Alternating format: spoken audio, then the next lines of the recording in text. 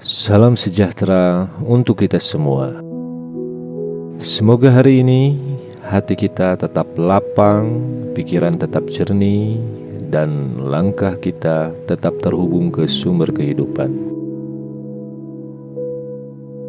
Di episode sebelumnya, kita sudah bahas bagaimana hukum semesta bekerja.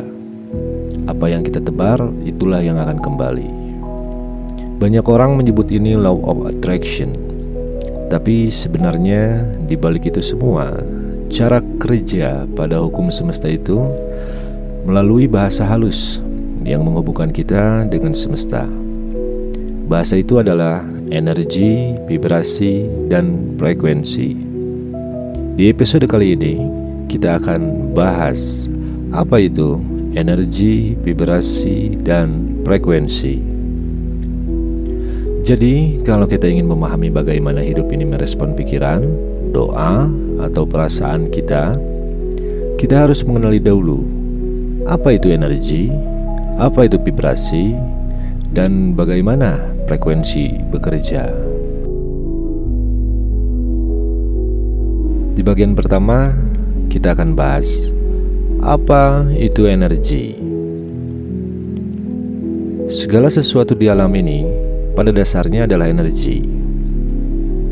Tubuh fisik kita tersusun dari atom-atom, molekul, sel, semua bergetar. Pikiran kita pun itu adalah energi. Perasaan, kata-kata, niat, itu semua energi.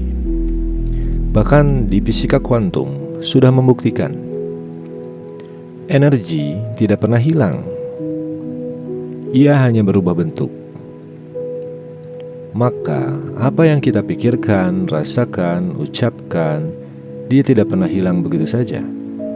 Dia memancar, dia menular, dan berputar kembali kepada kita. Apa itu vibrasi? Kalau energi adalah substansinya, maka vibrasi adalah tingkat getarannya. Banyak orang bilang vibes-nya enak. Nah, itu artinya dia sedang menerima getaran yang enak, atau dia itu orangnya vibes-nya enak. Nah, itu artinya getaran orang itu bikin dia nyaman. Nah, ini juga berlaku untuk pikiran dan rasa yang keluar dari diri kita. Emosi punya vibrasi masing-masing, seperti rasa takut, marah, iri, dan sebagainya. Itu cenderung getarannya akan sangat rendah atau vibrasinya rendah. Sebaliknya, kalau kita merasa bersyukur, rasa cinta, rasa berkasih sayang, itu vibrasinya cenderung tinggi. Makanya, orang yang hatinya penuh bersyukur biasanya hidupnya terasa lebih ringan. Salah satu ajaran agama pun mengajarkan demikian. Jika kita bersyukur, maka nikmat yang kita miliki akan ditambah. Nah, itu sebetulnya sedang membicarakan vibrasi. Vibrasi yang dihasilkan dari rasa syukur. Rasa syukur bukan hanya ucapan syukur. Namun sebaliknya, orang yang hatinya penuh kemarahan, penuh kebencian, biasanya hidupnya berat karena getaran kemarahannya menarik situasi serupa.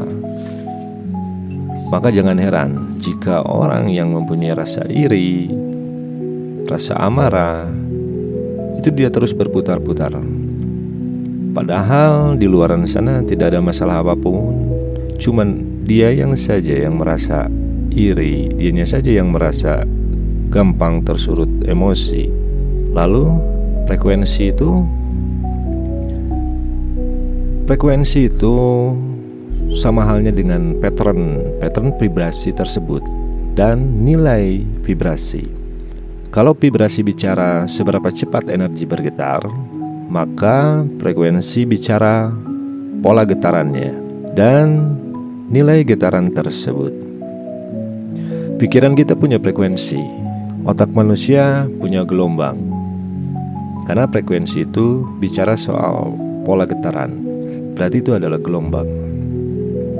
Otak manusia punya gelombang seperti beta, alfa, theta, delta, itu semua adalah gelombang yang dihasilkan dari vibrasi.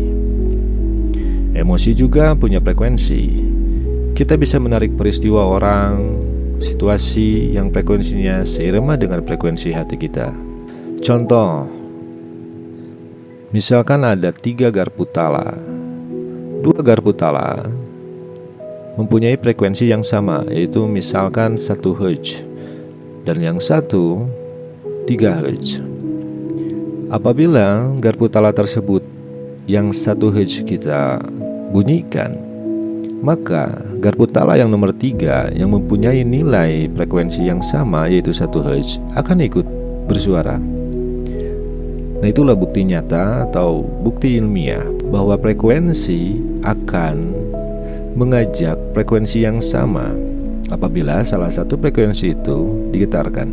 Lalu apa hubungannya energi vibrasi dan frekuensi? Sederhananya seperti ini.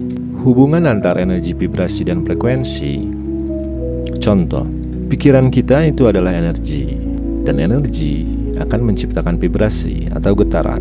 Nah, getaran ini akan memancarkan suatu gelombang dengan nilai yang disebut frekuensi.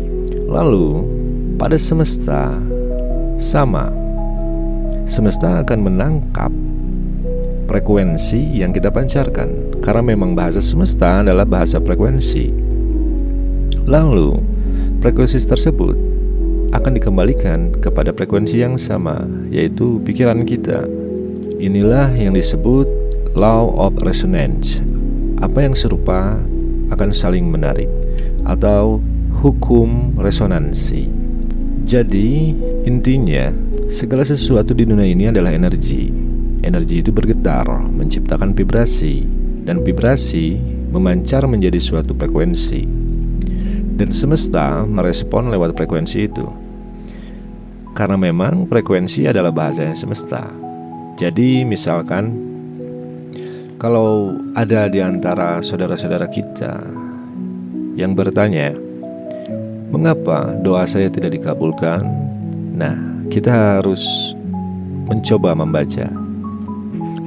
Apakah doa kita dengan rasanya, kita memasukkan rasa pada doa kita, sehingga doa kita sama dengan frekuensi yang semesta terima, atau malah sebaliknya, kita berdoa hanya di ucapan saja, sedangkan frekuensinya tidak pada frekuensi yang semestinya.